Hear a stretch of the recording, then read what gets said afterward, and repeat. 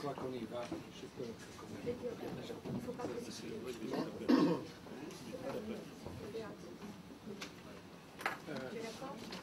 Peut-être mieux. Moi, je vais vous attendre.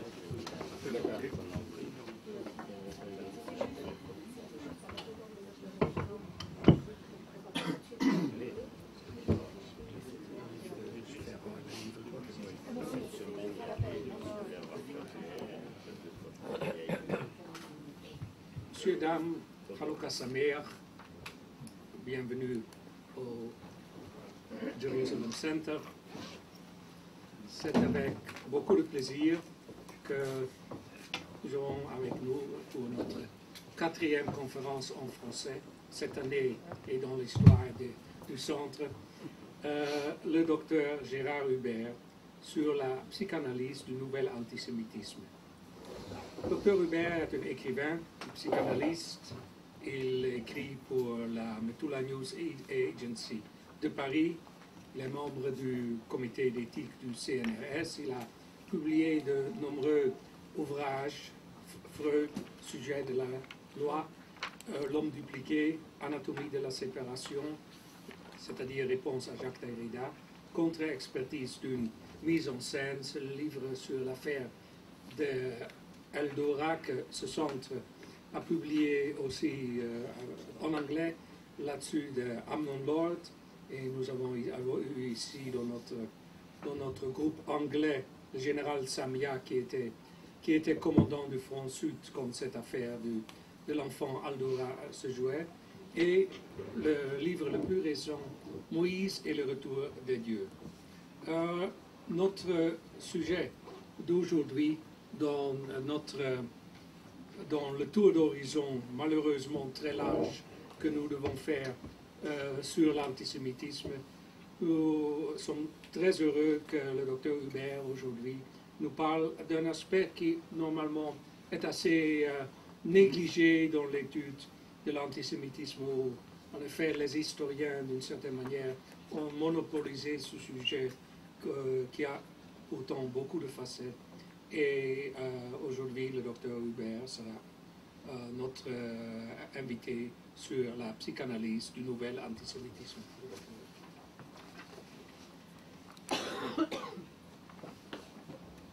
Bien. Bonjour à tous. Je voudrais d'abord remercier M. Manfred Gerstenfeld de m'avoir invité, car pour moi c'est quelque chose de très émouvant. Vous pouvez aisément l'imaginer, que de pouvoir parler ici dans un centre aussi important et aussi sur un sujet aussi difficile.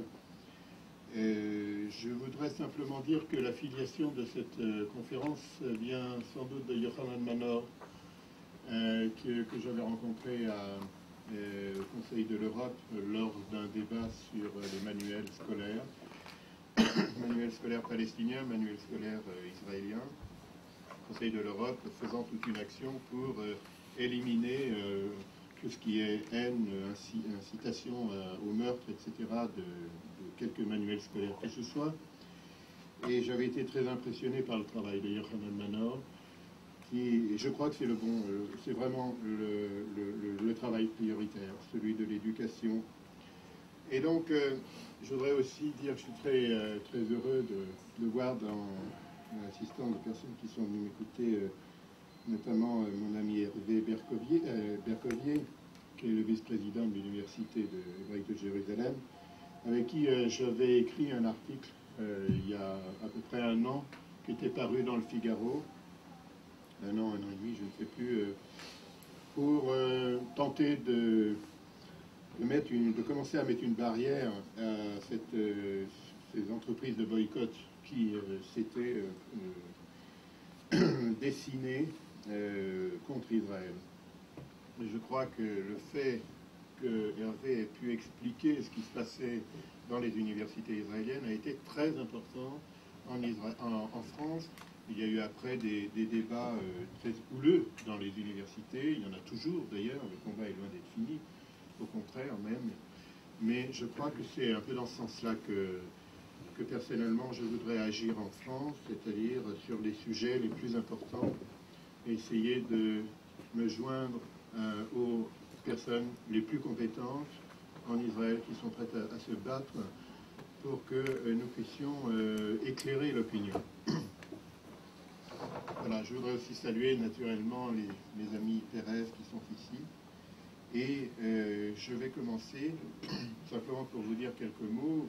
Je remercie M. Gastenfeld de m'avoir présenté. Cette question de la psychanalyse de l'antisémitisme est pour moi une question extrêmement importante, pas simplement parce que je suis juif, mais aussi parce que lorsque j'ai beaucoup écrit et travaillé sur Freud, j'ai même fait une pièce de théâtre sur les dernières semaines de Freud à Vienne, j'ai compris que la question sur laquelle Freud a buté à la fin de sa vie, c'était d'essayer de montrer en quoi il n'était que juif, je pourrais dire. C'est-à-dire qu'en fait, M. Manor qui est là,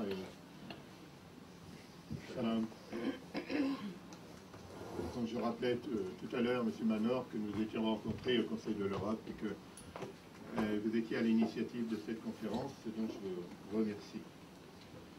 Et donc, il y a quelque chose qui est énigmatique sur les rapports entre le judaïsme et la psychanalyse, et évidemment, ce n'est pas le sujet de ce soir, mais par contre, ce matin plutôt, mais par contre, ce qui peut nous intéresser, c'est de savoir qu'est-ce que la psychanalyse nous a appris sur l'antisémitisme et si ce qu'elle nous a appris est aujourd'hui pertinent pour analyser à la fois l'antisémitisme traditionnel et surtout les nouvelles formes de l'antisémitisme contemporain. Donc mon exposé, ça va vraiment être de traiter la question suivante: comment la psychanalyse éclaire l'antisémitisme aujourd'hui, et plus particulièrement comment comprend-elle le passage d'un antisémitisme traditionnellement connu à une nouvelle forme d'antisémitisme. Et je dirais d'emblée quelle est cette nouvelle forme, selon moi.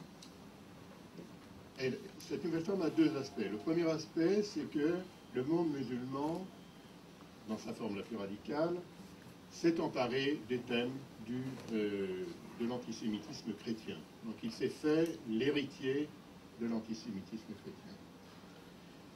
Mais il y a des choses très énigmatiques. Comment cet antisémitisme chrétien, qui était fondé justement sur notamment ce que moi j'appelle la phobie de la castration, je vais m'expliquer là-dessus, et sur le rejet de la circoncision, comment cet antisémitisme peut-il être repris par des populations qui pratiquent la circoncision masculine?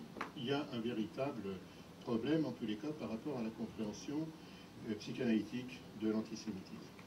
Et le deuxième point, c'est comment précisément des populations chrétiennes qui ont fait tout un travail de mémoire, d'histoire, sur la question de l'antisémitisme et de la Shoah, de leur rôle dans tout cela, comment se fait-il qu'actuellement ces populations peuvent tout à la fois faire ce travail de mémoire et d'histoire, et ça je tiens à vous dire qu'en France, il y a un profond travail de mémoire caractérisé par exemple par la mise de certaines plaques de noms d'enfants juifs déportés sur les bâtiments scolaires, avec des cérémonies officielles à Paris, des discours, des chansons d'enfants qui sont noirs, qui sont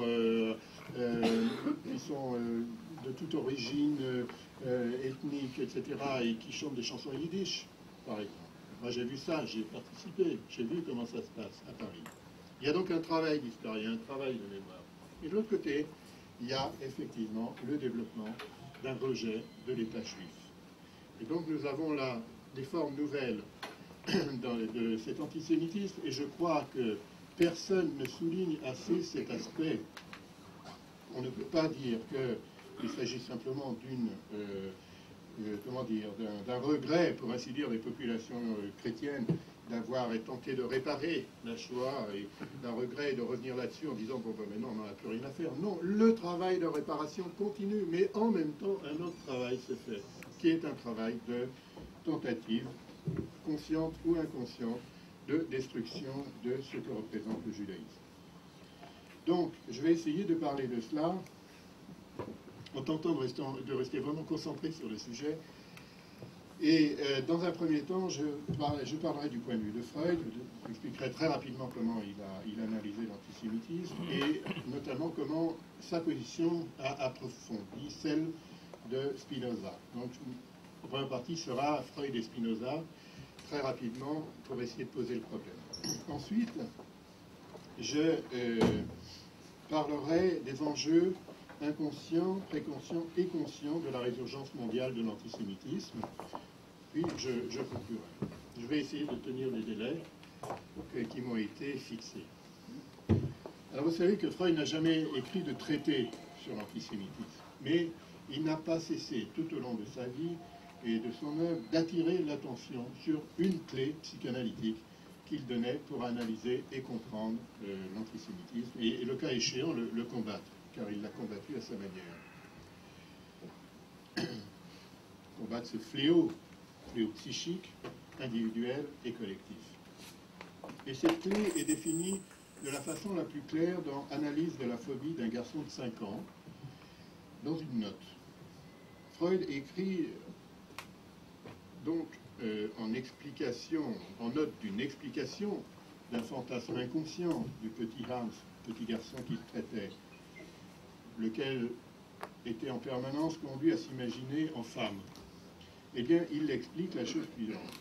Je ne puis faire, dans la cohérence de mon propos, une interruption suffisante pour montrer ce qu'il y a de typique dans les cheminements de pensée inconscients que je prête ici au petit Hans. Le complexe de castration est la plus profonde racine inconsciente de l'antisémitisme. Car, dès la chambre d'enfant, le garçon entend dire que l'on coupe aux juifs quelque chose au pénis. Un morceau du pénis, pense-t-il. Et cela lui donne le droit de mépriser le juif. De même, la morgue envers la femme n'a pas de racine inconsciente plus forte. Weininger, ce jeune philosophe hautement doué et sexuellement perturbé, qui, après son remarquable livre « Sexe et caractère » mis fin à sa vie par suicide, a, dans un chapitre fort remarqué, gratifié le juif et la femme de la même hostilité et les a accablés des mêmes outrages. Weininger se trouvait en tant que névrosé entièrement sous la domination de complexes infantiles. La relation au complexe de castration est là ce qui est commun aux juifs et à la femme, dans la phobie. Dans ce passage, Freud ne dit pas où les parents du petit Hans ont trouvé cette idée que parce que l'on coupe aux juifs quelque chose au pénis, le garçon en déduit qu'il a le droit de mépriser le juif.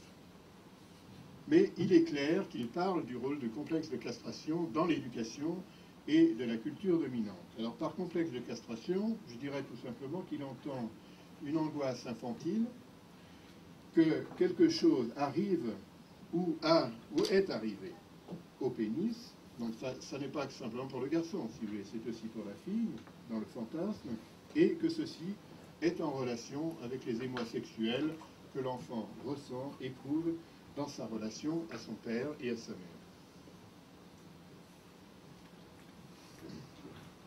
Et l'on constate, si vous voulez, que dans une note comme ça d'un ouvrage sur l'analyse d'un enfant et la thérapeutique, il glisse quelque chose d'aussi important, à savoir que le complexe de castration a un rôle fondamental dans l'éducation et la culture dominante à un moment où l'antisémitisme à Vienne est très important, Et donc il se risque ainsi à remonter jusqu'à une certaine causalité psychique de l'antisémitisme. Et notamment, là, dans ses rapports avec la théologie chrétienne, ce qu'il développera d'ailleurs de manière beaucoup plus précise plus tard dans le Moïse et la religion monothéiste.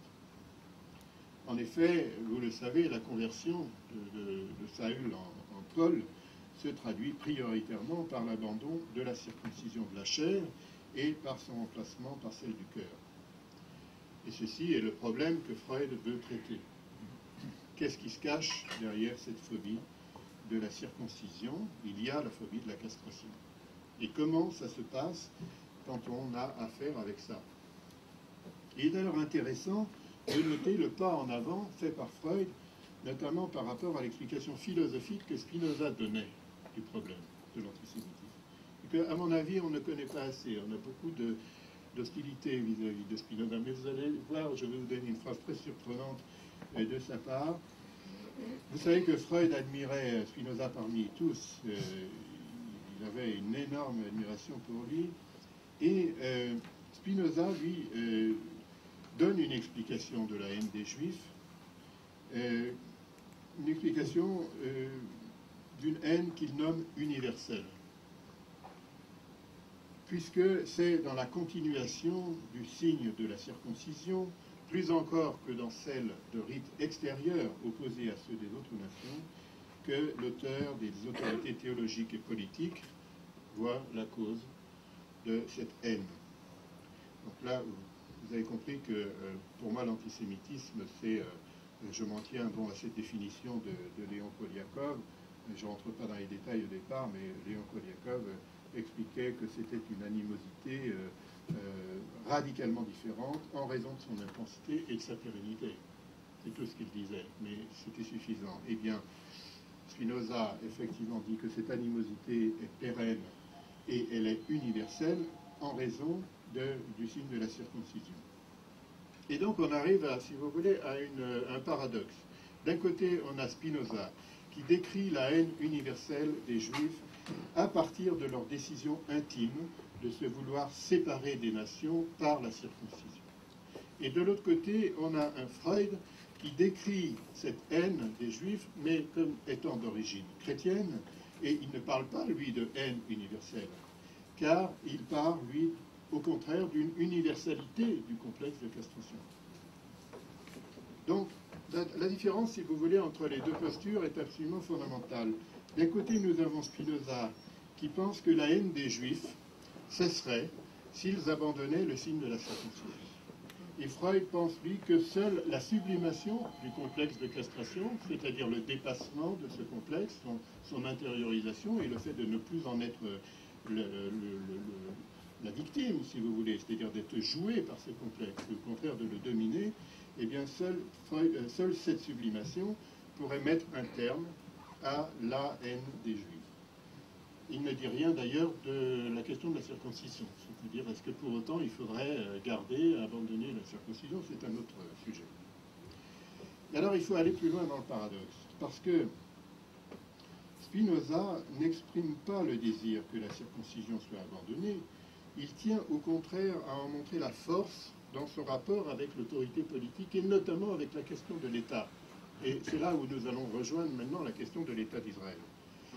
Voilà ce qu'il dit. À lui seul, écrit-il, donc à ce signe, je juge capable, ce signe de la circoncision, d'assurer à cette nation juive une existence éternelle. Si les principes mêmes de leur religion n'amollissaient pas leur cœur, je croirais sans réserve, connaissant la mutabilité des choses humaines, qu'à la moindre occasion, les Juifs rétabliraient leur empire et que Dieu les élirait de nouveau. C'est une phrase d'une portée considérable, car on croit que Spinoza est athée, il est je ne sais quoi, anti-juif, anti-sioniste, etc., etc. On raconte beaucoup de choses sur Spinoza. On lit mal Spinoza, on ne lit pas surtout la fin de sa vie, ce qu'il a écrit, notamment sur la grammaire hébraïque. Mais là, nous avons, si vous voulez, un élément très intéressant, qui est qu'il lie tout à fait la séparation des nations par la circoncision au fait que les choses pourraient peut-être changer si les Juifs reconstruisaient, enfin, en quelque sorte, leur État, et donc il met de côté l'hypothèse de l'abandon de la circoncision. En revanche, Freud, lui, croit à ce point à la sublimation du complexe de castration, c'est-à-dire il est persuadé qu'avec la psychanalyse qui va s'étendre, avec les connaissances sur l'inconscient, il pense qu'on va pouvoir sublimer, que les enfants vont pouvoir sublimer le complexe de castration dans leur éducation, c'est-à-dire plutôt les parents, et à ce moment-là, il écarte, comme vous le savez, l'inscription nécessaire d'un État juif dans l'avenir des nations. C'est-à-dire que Freud n'était pas hostile à l'État juif, mais il n'y croyait pas. Là, il y a beaucoup de débats. En France, par exemple, dans Le Monde, on a essayé d'exploiter la position de Freud pour expliquer que justement Freud est antisioniste. Freud n'a pas fait que des choses bien. Il a écrit des choses à un moment où il y a eu des massacres ici de juifs. Il a oublié, par exemple, de dire qu'il était solidaire de ces juifs. Mais il n'a pas dit non plus ce que les gens veulent lui faire dire, à savoir qu'il était hostile à l'État juif, c'est-à-dire au futur État juif. Il y a des discussions très très approfondies avec certains psychanalystes qui étaient venus s'installer ici, où on voit que sa position est beaucoup plus compliquée qu'on ne le croit. D'autre part, je voudrais simplement signaler, c'est pour ça que je parle de Spinoza, que le rappel que j'ai fait ne manque pas de sel lorsqu'on sait qu'actuellement l'antisionisme des intellectuels en France se fait sous la bannière de Spinoza. Quand vous avez des intellectuels qui prennent la parole sur ce sujet, il y a un livre qui est sorti dernièrement, c'est au sujet du nouveau chantage qui serait qu'on n'a pas le droit de critiquer Israël sans être qualifié immédiatement d'antisémite. Eh bien, il y a plusieurs auteurs dans ce livre collectif qui renvoient à Spinoza. Et donc, c'est comme si Spinoza était un peu le juif qui allait permettre d'avoir une position antisioniste toujours. C'est pour ça que je rappelle cette phrase. Alors, j'en viens au deuxième aspect de mon propos, les enjeux inconscients, préconscients, conscients de cette résurgence mondiale de l'antisémitisme. Alors, la question que nous avons à comprendre, c'est le lien avec la renaissance de l'État juif dans cette histoire. J'allais dire avec un État fantasmé comme circoncis. Vous voyez.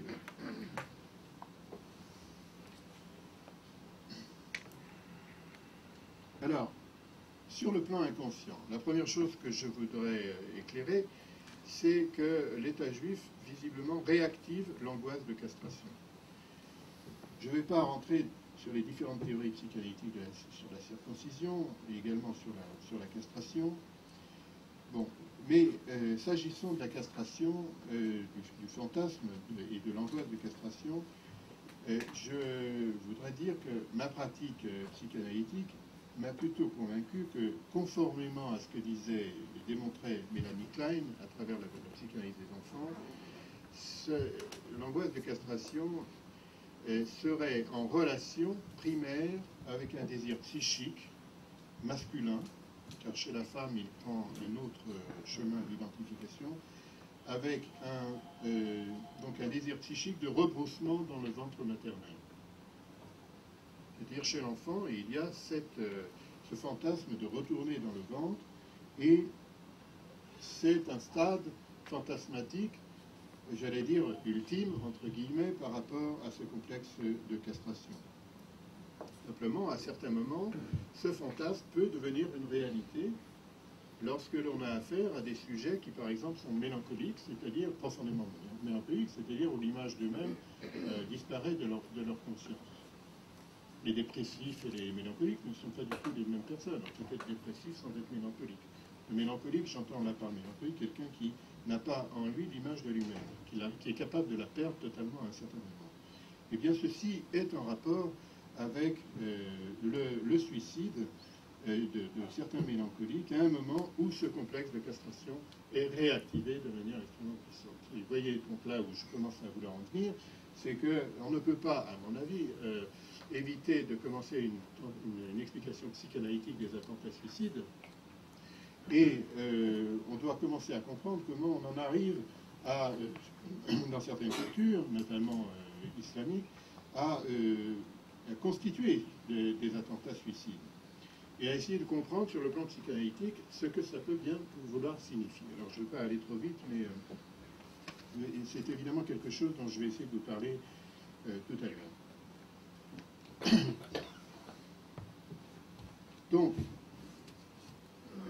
ce que je suis en train de dire, évidemment, implique de comprendre que l'angoisse, ça n'est pas que le rejet. L'angoisse, c'est aussi du désir. Il y a un concept chez Freud qui est sensation de désirance-angoisse. En allemand, c'est ängstlich sehnsüchtige Empfindung.